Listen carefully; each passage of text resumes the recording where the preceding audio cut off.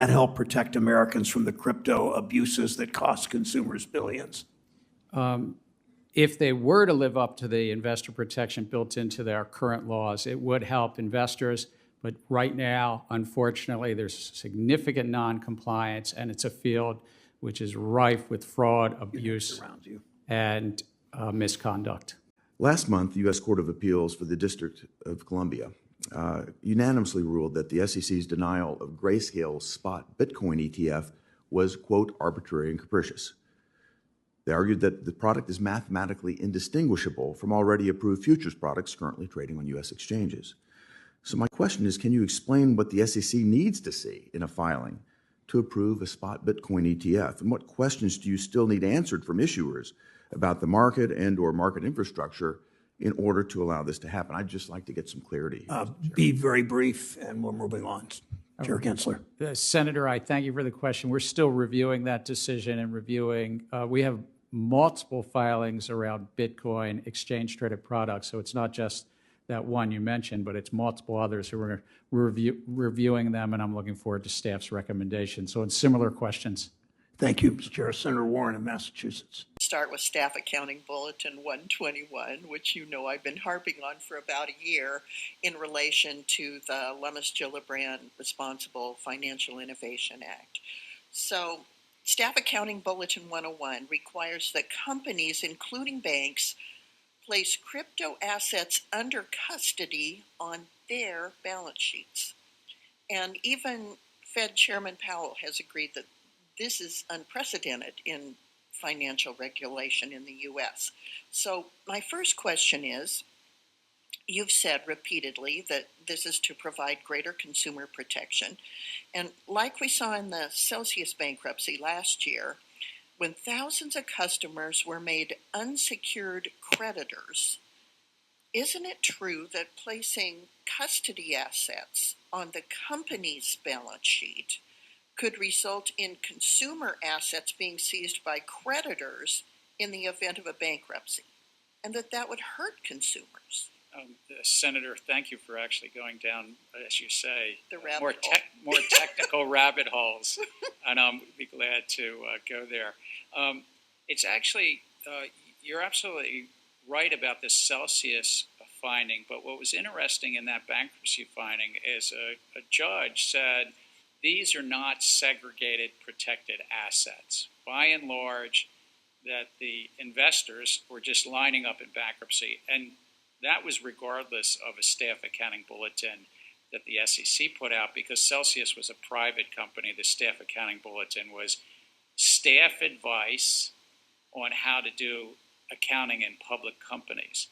And the reason the staff came to that conclusion, and which is different than for stocks and or bonds in custody, is because the laws in the U.S. right now tend to be that you can't easily segregate those crypto assets the way Celsius was taking it on, and that judge said, you're just in line. And by the way, that's also happened at Voyager, it's happened at FTX, it's happened at Terra Luna, it's happened at each of these various bankruptcies. Well, let's then talk about the relationship of Bulletin 121 to banks. So the requirement prevents banks from offering crypto asset custody because it requires the assets to be backed 1-for-1 by U.S. dollars. And if that standard were applied to legacy custody banks like BNY Mellon, they would have to have trillions in regulatory capital. So that prevents the most heavily regulated financial institutions in the country from offering custody. So if your ultimate goal is to provide real consumer protection, shouldn't the SEC withdraw Staff Accounting Bulletin 121 to allow banks to provide custody? So the Staff Accounting Bulletin is just about public companies and how to properly show that to investors in those banks. And it's investors, not the people getting the custody. The bank regulators are free to address how they treat capital, however they wish to treat capital. But this is just about, is the balance sheet have those custodied crypto as a liability, but they also have the crypto as an asset. We don't speak to how it's backed. That's up to the bank regulators. Okay, thank you. I want to turn to the SEC's pace of rulemaking. Let's use, for example, the proposal on the use of predictive data analytics to regulate not just AI, but an overly broad description of covered technology, encompassing all uses of technology in a firm down to adding together numbers in a spreadsheet. Even numbers in a financial firm pass through spreadsheets. So my concern here is this rule is going to follow the pattern of others, such as the money market fund reforms proposal, where unworkability means the end rule looks very different from the proposal. The documentation requirements of this rule are so demanding that the industry will not be able to comply. So will you commit to re-proposing the use of predictive data analytics rule if, or rather when, the commission arrives at a different approach? And be brief in your answer, Chair. Again, we take public comment serious. If we make adjustments, it's based upon whether it's been properly noticed and it's a logical outgrowth. And so we commit to taking public comment seriously. That comment I made about the rising power of the fourth branch, that's a bipartisan comment, whether it's Republicans in charge or Democrats in charge. I truly believe the founding father here today, they say there's way too much power. And there really, probably a lot they wouldn't recognize. Really too much, law-making authority done through, executive fiat that occurs in a bureaucratic branch of government. Turn to the SEC's proposed rule requiring disclosure of financed emissions. One significant impact of this rule is that it will likely lead to widely inaccurate disclosures that will be of little practical use to investors. It appears to me this is just another step in an agenda to discourage investment and access to financing from legal industries to drive an ideology. I have serious concerns that you even have the legal authority to enact such a rule, and I would urge you to withdraw this rule. My question then is, what would give the SEC authority to circumvent Congress and enact rules by executive fiat? So we do all that we do in this climate risk rule included based upon Congress's authority. This is built on multi-decades authority about disclosure. And in fact, President Roosevelt called it initial bill the Truth in Securities Act. And when nothing could be further from the truth. We have no climate agenda whatsoever. We're not a climate regulator, sir. But over 80% of the top 1,000 companies in 2021 have been making climate risk disclosures, and 5% were making greenhouse gas disclosures. So it's trying to build some comparability of that which is already happening. We got a lot of feedback. We're going to have to look at that feedback. We're going to have to think about what to do with so-called Scope 3, as Senator Tester and I talked about. We're going to have to think about a lot of other pieces of this, but it's trying to bring comparability to that which is already happening. We're not a climate regulator, sir. I'm out of time. Thank you. Welcome to the Crypto Teacher. And I come back with that video just to make you think. Don't forget to like and subscribe to the channel. Support this great content by hitting the Cash App and by joining the Patreon. And guys, we had Gary Gensler in the house. And again, majority of this was scripted. Gary Gensler is still saying majority of crypto is about illegal activity. And those who have my NWO book know all about the illegal activity on the stock market. We can go straight to buybacks, but we don't see the SEC doing anything. And it's clearly manipulation. And then we have grayscale. And finally, yes, we are going to get a spot Bitcoin ETF. We know we have some already around the globe. But remember, Gary Gensler's NWO chess piece, his job is to kick the regulation can down the road. And we have Governor Loomis speak about capital controls when it comes to crypto, but doesn't apply to the current banking system. Because guys, we know when it comes to crypto custody, there's no way you can do one for one if you're talking about these banks. With all the money printing and manipulation, these banks would need trillions and trillions of dollars of liquidity. But guys, we know that's the whole point of crypto, is to free up all this liquidity with real-time settlement. And then guys, we have ESG, the manipulation.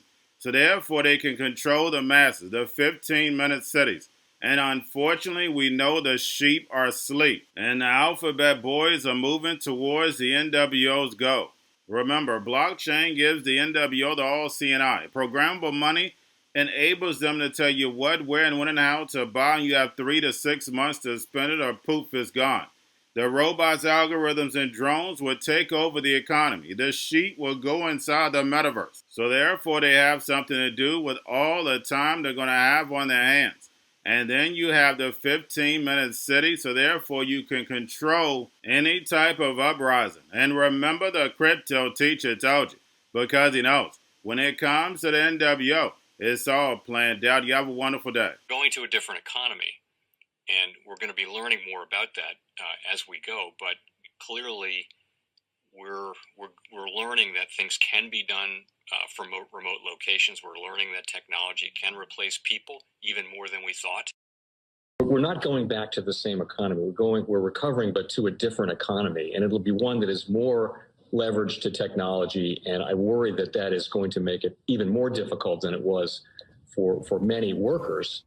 In Silicon Valley, and my friends who work in technology know that what we did to the manufacturing workers, we are now going to do to the retail workers, the call center workers, the fast food workers, the truck drivers, and then even bookkeepers, accountants, insurance agents, lawyers, and on through the economy. So what happened to the manufacturing workers is a very clear sign. And so we'll import Chinese-based CBDC technology. So it's going to be CBDC in a box provided to you by the People's Bank of China. But every stock, every bond, every currency, every commodity, every piece of art, every private business, every piece of real estate will eventually be a token on a blockchain, an entry on a ledger, permanent and immutable. We will have truth instead of trust, and we will save over $7 trillion a year. 6 to 8% of global GDP is wasted by the friction of the trust industry that's necessary when you have dual entry accounting. With triple entry accounting, which is what a blockchain is, we get rid of all of that friction. It's a beautiful future. Like what you see in China and their social credit scoring systems, right? If we get identity wrong, it could be a tool to enslave humanity. And if we get it right, it could be a tool to liberate humanity. And as an American, I'm obviously rooting for the one that's on the side of freedom. Bitcoin is an international asset. And also, I do believe the role of crypto is it's digitizing gold. I actually believe this technology is going to be very important. Look at it. We have been part of the huge revolution in investing through ETFs. We believe that ETFs will be changing the whole way we invest. Many people still use it as a means, people are investing it for indexing. No, the majority of people who are putting money in in ETFs are active investors that are buying exposure. The entire bond market is being transformed as we talk right now. I believe the next generation for markets, the next generation for securities will be tokenization of securities. And if we could have that distributed ledger that we know every beneficial owner, every beneficial seller, we all have our code of who's buying, who's selling, instantaneous settlement. And think about it, it changes the whole ecosystem. Crypto Teacher and the New World Order book, plus the 3 Kids books. It's time to re-educate. Also, new to cryptos, Coinbase, Bitrue, Binance. Do not forget book links and crypto links are in the description. The stock channel, guys. Don't forget to go like, subscribe, spread everywhere. You have your Kobo, your chip stocks, your banking, your gaming. While everybody's sitting at home, get on stocks, the Seaver, the biotech stocks. And while everybody's at home wishing they were still getting that free money, what are they doing? Drinking and smoking weed. Don't forget about those stocks, and you have a wonderful day. The most powerful person in the world is the storyteller. The storyteller sets the vision, values, and agenda of an entire generation to come. Steve Jobs. And guys, I truly believe in this. When you look at the New World Order, they're the storytellers. And that's the reason why I wrote my New World Order book. But guys, now it's time to change the current generation. And I wrote 3 kids books. You know, I love the Trinity because I understand the power that's in it. So I have 3 books. We have an opportunity to change the generation, to educate, not just me, but I want to show you that I take action on a daily basis. And I want you to take action on a daily basis. Whether it's your job, whether it's in your community, we have an opportunity right now to educate the masses. I posted this on my Twitter account. Please share, but this is a short clip of the 3 books. There's going to be a clothing line and action figures. Please get these books for your kids, nephews, cousins, friends, so therefore we can start the re-education now. Because as we see, the 4th Industrial Revolution foundation is definitely here. Robots, algorithms, drones, taking humanity out the picture. We have to re-educate. But let's get into the video. Part 1. King Joshua and Grandma Tam save the village. Part 2. King Joshua and Grandma Tam save New York from COVID-33. Part 3. King Joshua and Grandma Tam goes to China. It's mandatory to get part 1, part 2, and part 3 of this series. It's time to re-educate Generation Z.